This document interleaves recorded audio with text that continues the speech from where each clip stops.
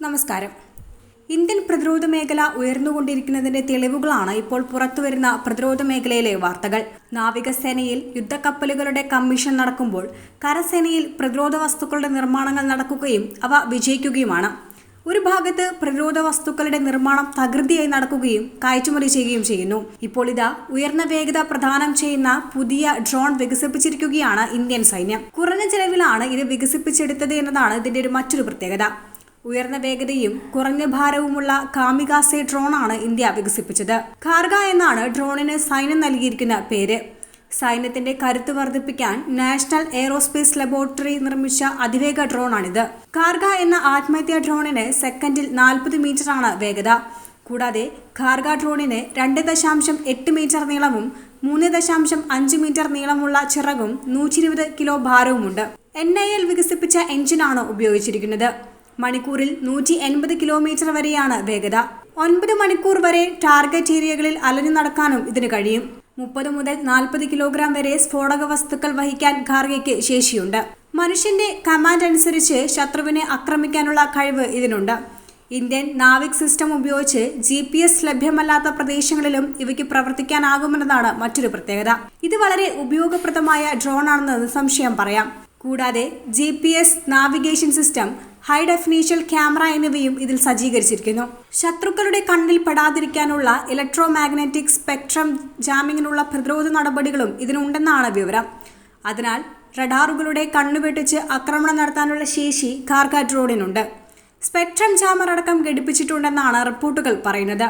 ഇതിൽ ഞെട്ടിക്കുന്ന ഒരു ഘടകമെന്ന് പറയുന്നത് ഡ്രോണിന്റെ ചിലവാണ്. വെറും 30,000 രൂപയാണ് ഒരു ഡ്രോണിന്റെ ആകെ ചിലവ് വന്നിരിക്കുന്നത്.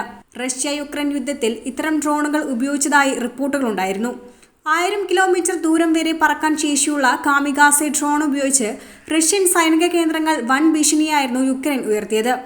റഷ്യക്കെതിരായ യുദ്ധത്തിൽ യുക്രൈനെ സഹായിക്കുന്നതിനായി അമേരിക്ക നൽകുന്ന ആയുധങ്ങളുടെ ഭാഗമാണ് കാമികാസെ അല്ലെങ്കിൽ ആത്മഹത്യാ ഡ്രോണുകൾ എന്ന് വിളിക്കപ്പെടുന്ന ഈ ആളില്ലാ വിമാനങ്ങൾ. 2019 സൗദിയിലെ എണ്ണശാലകൾ തകർക്കാൻ ഇറാൻ പിന്തുണയുള്ള ഹൂതി വിമത ഡ്രോണുകൾ ഉപയോഗിച്ചിരുന്നു. മുൻപ് പാകിസ്ഥാനിലെയും യമനിലെയും തീവ്രവാദ മേഖലകൾ ആക്രമിക്കാൻ ഉപയോഗിച്ച പ്രീഡേറ്റർ റീപ്പർ ഡ്രോണുകളിൽ നിന്ന് പെയ്തിറങ്ങിയിരുന്ന ഹെൽഫയർ മിസൈലുകൾ കാമികാസെ വിഭാഗത്തിൽ പെടുന്നവയാണ്. സ്വിച്ച് ബ്ലേഡ് ഡ്രോണുകൾ എന്നും ഇവയെ വിളിക്കുന്നു. സ്ഫോടക വസ്തുക്കൾ നിറച്ച ഇവ എതിരാളികളുടെ ടാങ്കിലേക്കോ സൈനികർക്കിടയിലേക്കോ നേരിട്ട് പറന്നെത്തി സ്വയം പൊട്ടിത്തെറിക്കാൻ ഇവയ്ക്ക് കഴിയും. ഡ്രോണുകൾക്ക് പരമ്പരാഗത പ്രതിരോധ മാർഗങ്ങളെ മറികടന്ന് ആക്രമണം നടത്താനുള്ള കഴിവുണ്ട്.